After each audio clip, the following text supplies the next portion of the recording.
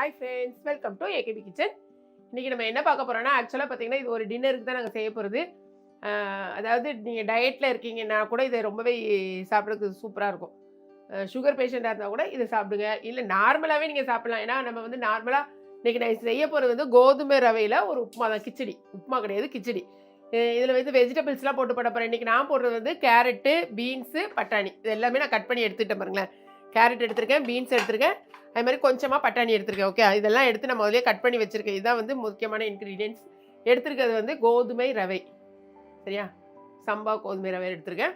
இது ரொம்பவே உங்களுக்கு பாடிக்கு வந்து ரொம்பவே நல்லது. சின்ன பிள்ளைங்க வந்து சாப்பிட மாட்டேன்னு சொன்னால் கூட இந்த மாதிரி சம்பா ரவையில் செஞ்சு கொடுக்க சூப்பராக சாப்பிடுவாங்க பிள்ளைங்க. இன்றைக்கி வந்து ஆயிலெலாம் ரொம்ப ஊற்றாமல் சிம்பிளாக செய்ய போகிறோம். இது வந்து நான் கடலை ஊற்றுறேன். நீங்கள் வந்து குக்கிங் ஆயில் எது வேணாலும் ஊற்றிக்கோங்க. கரெக்டாக ஒரு ஸ்பூன் தான் நான் ஊற்றிருக்கேன் பாருங்கள். அவ்வளோ ஆயில் போதும். கடாய் சூடனே ஆயில் ஊற்றிக்கோங்க. இப்போ என்னெல்லாம் போட்டு நம்ம தாளிக்க போகிறோம்னு பார்த்தீங்கன்னா, இங்கே பாருங்களேன், ஒரே ஒரு பிரிஞ்சி இலை இப்படி காமிச்சிருக்கப்பா. ஃபஸ்ட்டில் ஒரு பிரிஞ்சி இலை போட்டாச்சு.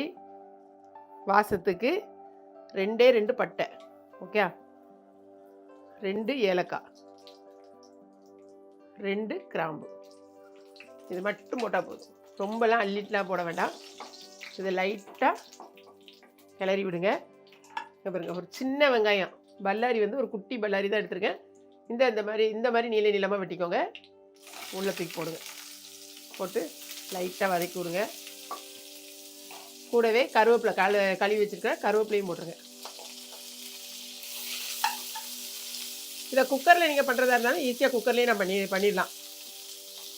குக்கர்லேயும் விசில் வச்சு ஆஃப் பண்ணால் ரொம்பவே ஈஸியாக தான் இருக்கும். லைட்டாக வதங்கட்டும். வெங்காயம் வதங்கட்டும். வெங்காயம் வதங்கணுன்னே இதுக்கு வந்து நிறையெல்லாம் தக்காளி போடக்கூடாது. 2 தக்காளி 3 தக்காளிலாம் போடுறாங்க. பாருங்க, இங்கே காட்டுங்கப்பா. ஒரே ஒரு தக்காளி தான் கட் பண்ணி வச்சுருக்கேன். ஓகே, இந்த ஒரு தக்காளியை மட்டும் நீங்கள் போடுங்க போதும்.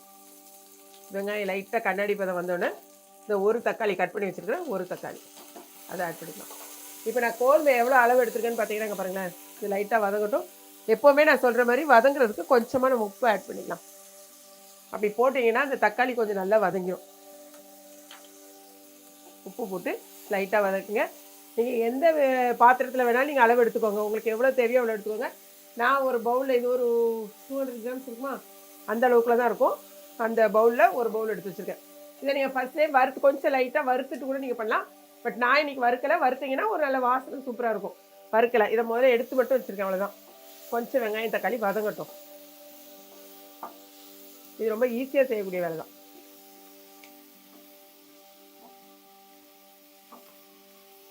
வதங்கிட்டு இருக்கும் போதே நான் ஒரு 4 பச்சை மிளகாவை 2ஆக கட் பண்ணி இப்படி வச்சுருக்கேன். 4 வச்சுருக்கேன். அதை அதுக்குள்ளே போட்டுக்கோங்க. நீங்கள் இந்த காரம் வேறு எதுவுமே நம்ம காரம் ஆட் பண்ண போகிறதில்ல. ஸோ இந்த பச்சை மிளகாவையும் இது கூட போட்டு லைட்டாக ஒரு வதக்கிட்டு ஒரு ஸ்பூன் வந்து இஞ்சி போட்டு பேஸ்ட் போடுறேன். கொஞ்சம் வதங்கட்டும். லைட்டாக வதங்கினோன்னு ஒரு ஸ்பூன், ரொம்ப போட்டுறாதீங்கண்ணே, அப்புறம் ரொம்ப திகட்டும். நான் ரொம்ப குட்டி ஸ்பூனுக்கு ஒரு ஸ்பூன் இஞ்சி பூண்டு பேஸ்ட் போட்டிருக்கேன். இந்த பிறகு ஒரு ஸ்பூன் இஞ்சி பூண்டு பேஸ்ட் போட்டு வதக்கி விடுங்க. இஞ்சி பூண்டோட பச்சை வாசனை நமக்கு போகணும், அவ்வளோதான். இப்போ நான் இங்கே பாருங்களேன், என்னென்ன காய் கட் பண்ணி வச்சுருக்கேன்னு. பீன்ஸ் ஒரு 6 பீன்ஸ் எடுத்து கட் பண்ணி வச்சுருக்கேன் குட்டி குட்டியாக. லைட்டாக வதங்கட்டும். அதே மாதிரி இங்கே பாருங்களேன், இந்த குட்டி எந்த அளவுக்கு வெட்டிக்கோங்க. இந்த காய்கறி அளவில் நம்ம தான். அதே மாதிரி ஒரே ஒரு கேரட் எடுத்து கட் பண்ணி வச்சுருக்கேன். கூடவே கொஞ்சமாக இப்போ வந்து பட்டாணி சீசன், அதனால நான் பட்டாணி எடுத்துருக்கேன், பச்சை பட்டாணி. ஓகேங்களா? இது காஞ்ச பட்டாணிலாம் நீங்கள் எடுத்திங்கன்னா முந்தின நாள் லைட்டே ஊற வச்சு ஒரு தடவை அவிச்சு தான் நம்ம போடணும். ஸோ பச்சை பட்டாணினா அப்படி கிடையாது, ஈஸியாக உடனே அவிஞ்சிடும். அதனால் அதை எடுத்துருக்கேன். அதுக்காக காஞ்ச பட்டாணி எடுத்து போடலாமான்னா முந்தின நாள் லைட்டு நீங்கள் ஊற வைங்க, காலையில் செய்யணும்னா. அதே மாதிரி குக்கரில் கட்டாயம் ஒரு விசில் வச்சுட்டு அதுக்கப்புறம் போடுங்க, ஏன்னா உடனே வந்து வேகாது. இப்போ நம்ம வந்து இந்த பாருங்கள், இந்த அளவுக்கு வெந்ததுக்கப்புறமா எடுத்து வச்சுருக்கேன். ஃபஸ்ட்டில் பட்டாணியை போட்டுக்கோங்க. எல்லாமே கழுவி தான் எடுத்து வச்சுருக்கேன், கட் பண்ணி வச்சுருக்கேன். பீன்ஸு இதோட கொஞ்சம் கம்மியாக போடனா கூட நீங்கள் கம்மியாக போட்டுக்கோங்க, ஒன்றும் தப்பு இல்லை. கேரட், இதில் வந்து முந்திரி பருப்பு போடனாலும் நம்ம போட்டுக்கலாம், அது கொஞ்சம் இன்னும் ரிச்சாக இருக்கும், அவ்வளோதான். போட்டு நல்லா வதக்கி விடுங்க. நல்லா கொஞ்சம் வதங்கிட்டு அப்படி சிம்லேயே போட்டுருங்க. ஒரு 5 நிமிஷம் கொஞ்சம் அப்படி வதங்கி கொஞ்சம் வேகட்டும். குக்கரில் வச்சிங்கன்னா எல்லாம் சேர்த்து போட்டு அப்படி மூடி வச்சா மூடினா உடனே வெந்துடும். பட் இதில் வந்து கொஞ்சம் வேகணும். அதனால் ஒரு 5 மினிட்ஸ் கழிச்சிட்டு அதுக்கப்புறமா தான் நம்ம இந்த தண்ணி ஊற்றிட்டு கோதுமை போடணும். ஸோ கொஞ்சம் வேகட்டும். இப்போ நான் இன்பிட்வீனில் 2-3 தடவை நான் அந்த கிளறி விட்டுருக்கேன். இந்த அளவுக்கு உங்களுக்கு ஒரு 50% மேலே கொஞ்சம் வெந்துருட்டும். அப்போ உங்களுக்கு ஈஸியாக இருக்கும் நமக்கு அடுத்தாப்புல செய்கிறதுக்கு. ஓகே, இந்த அளவுக்கு நல்லா கொஞ்சம் ஒரு 50% வெந்ததுக்கப்புறமா நம்ம எந்த பாத்திரத்தில் நம்ம அளவு எடுத்துருக்கோமோ அதை மாற்றிக்கலாம். அந்த பாத்திரத்தை அதாவது எவ்வளோ போட்டுக்கோமோ ஒரு 3/4 கப், ஒரு டம்ளர் நீங்கள் எடுத்துருந்தீங்கன்னா அதுக்கு 1 2 இந்த அளவுக்கு நான் எடுத்துருக்கேன். சரியா? அப்போ 3 ஒரு 3/4 கப் தண்ணி ஊற்றிக்கோங்க. இப்போ நல்லா கொதிக்கட்டும். கொஞ்சம் வந்து முதல்ல அதாவது என்ன சொல்கிறது, வதங்குறதுக்கு தான் கொஞ்சம் உப்பு போட்டோம். ஸோ இப்போ கொஞ்சம் உப்பு போட்டுக்கலாம். இந்த அளவுக்கு ரொம்ப போட்டுறாங்க. இது கொஞ்சம் நல்லா கொதிக்க ஆரம்பித்த பிறகு தான் நம்ம வந்து கோதுமையை உள்ளே போட போகிறோம். கோதுமை ரவையை கொதிக்கிற வரைக்கும் கொஞ்சம் வெயிட் பண்ணுங்கள். அது வெயிட் பண்ணுற டைமில் இதுக்கு வந்து தேங்காய் சட்னி வரைச்சா ரொம்ப நல்லாயிருக்கும். இப்போ நான் ரெடி பண்ணிட்டேன். இதுக்கு பொட்டுக்கடலை மட்டும் போடணும். இங்கே பாருங்க, எவ்வளோ தேங்காய் வேணுமோ தேங்காய் போட்டுக்கோங்க. இதுக்கு நான் வந்து காரத்துக்கு பச்சை மிளகாய் போட்டிருக்கேன். பாருங்க, இந்த அளவுக்கு நான் பொட்டுக்கடலை போட்டிருக்கேன். நீங்கள் பூண்டு போடுறதா இருந்தால் கூட பூண்டு போட்டுக்கலாம். பட் நான் இன்றைக்கி அது எதுவுமே சேர்க்கல. இப்படியே அரைச்சிட்டு தாளிச்சிட போகிறேன். ஓகே, அதை அரைச்சி எடுத்து வந்துடலாம்.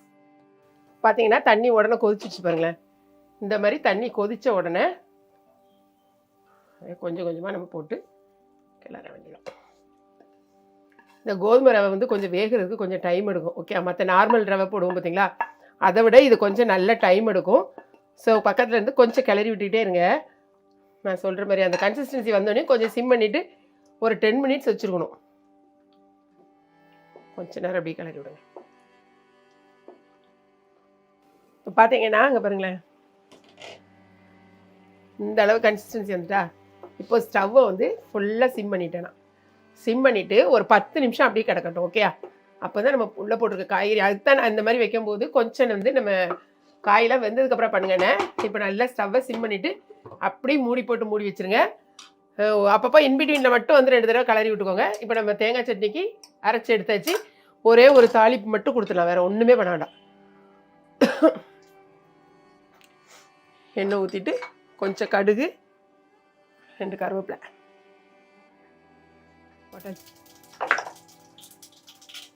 கடுகும் கருவேப்பிலை, அவ்வளோதான். அது லைட்டாக கறியட்டும். ஏன்னா ஒரு சிலர் வந்து காஞ்ச மிளகா போடுவாங்க, நான் போடல, அது கூட போடல. போட்டுட்டு அப்படியே தாளிப்பை கொண்டு வந்து இறக்கிற வேண்டியதான்.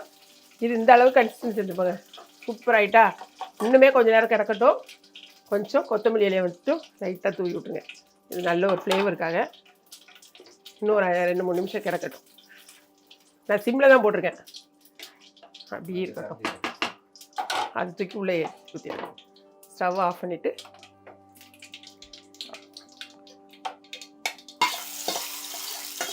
தேங்காய் சட்னியும் நமக்கு ரெடி ஆகிடுச்சு. நான் இன்றைக்கி மத்தியானம் சாம்பார் தான் வச்சேன். ஸோ சாம்பார் தேங்காய் சட்னி எல்லாம் சேர்த்து வச்சு சாப்பிடுவோம், சூப்பராக இருக்கும். இதுக்கு தேவையான அளவுக்கு இப்போ நம்ம வந்து உப்பு போட்ட வேண்டியதான். உப்பு இன்னும் ஒரு 2 நிமிஷத்தில் ஆஃப் பண்ணிவிட்டு காமிக்கிறேன், சாப்பிட்டு பார்த்துலாம். இப்போ பார்த்தீங்கன்னா கரெக்டான கன்சிஸ்டன்சி வந்துட்டு பாருங்க. கரெக்டாக ஒரு 10 மினிட்ஸ் ஆச்சு. கன்சிஸ்டன்சி கரெக்டாக வந்துட்டு. இது வந்து இன்னொரு நீங்கள் 10 நிமிஷம் கழிச்சு சூடெலாம் ஆறின பிறகு சாப்பிடும்போது ரொம்ப கரெக்டாக இருக்கும். சரியா? நல்லா இன்னும் கொஞ்சம் சூட்லேயே இப்படி நல்லா வெந்துடும். ஸோ அந்த இது வந்து உங்களுக்கு ரொம்ப கரெக்டாக இருக்கும். இந்த கன்சிஸ்டன்சி இருக்கும்போது நம்ம ஸ்டவ் ஆஃப் பண்ணிடலாம். கொஞ்சம் ஆறட்டும். ஆறின பிறகு தான் நானும் சாப்பிட முடியும். இது வந்து சாப்பிட முடியாது. நம்ம இப்போ ஆஃப் பண்ணிவிட்டு சாப்பிட ஆரம்பிக்கலாம். சூப்பரான கிச்சடி நமக்கு ரெடி ஆகிட்டு ஒரு 5 நிமிஷம் நம்ம வெயிட் பண்ணலாம். இப்போ வந்து நான் டேஸ்ட் பேக்குக்கு எடுத்தாச்சு. நம்ம எடுத்து வச்சுருக்கிற சட்னியை கொஞ்சம் ஊற்றிக்கலாம். நல்லா கட்டியாக வச்சுருக்கோமா, அந்த சட்னியை கொஞ்சம் ஊற்றிக்கோங்க. கொஞ்சமாக சாம்பாரையும் ஊற்றிக்கலாம். ஓகே, எனக்கு இதுக்கு சாம்பார் ஊற்றுறதோட சட்னி மட்டுமே ரொம்ப பிடிக்கும். பாருங்களேன் எவ்வளோ ஒரு சாஃப்டாக, ஆனால் பயங்கரமான ஒரு சூடாக இருக்குது. நல்லா வந்து எல்லாம் அஞ்சு ரொம்ப சூப்பராக இருக்குது. என் ஹஸ்பண்டுக்கு இந்த மாதிரி ஐட்டங்கள்லாம் ரொம்ப பிடிக்கும். உண்மையிலே நல்லாயிருக்கும், ரொம்ப சூப்பராக இருக்குது. இதே மாதிரி நீங்கள் கோதுமை ரவையில் இந்த மாதிரி ஒரு கிச்சடி செஞ்சு சாப்பிடுங்க. உங்களுக்கு வந்து ஹெல்த் வைஸ் நல்லது, சூப்பராகவும் இருக்குது. அது வாயில் வச்சோடனே உள்ளே போகிறது எப்படின்னே தெரியல, அந்தளவுக்கு சாஃப்டாக இருக்குது, ரொம்ப சூப்பராக இருக்குது. கட்டாயம் ட்ரை பண்ணுங்கள். வீடியோ பிடிச்சிருக்கும் நினைக்கிறேன். பிடிச்சிருந்துச்சுன்னா சப்ஸ்கிரைப் பண்ணுங்கள். நிறைய பேருக்கு நீங்கள் ஷேர் பண்ணுங்கள். தேங்க்ஸ் ஃபார் வாட்சிங்.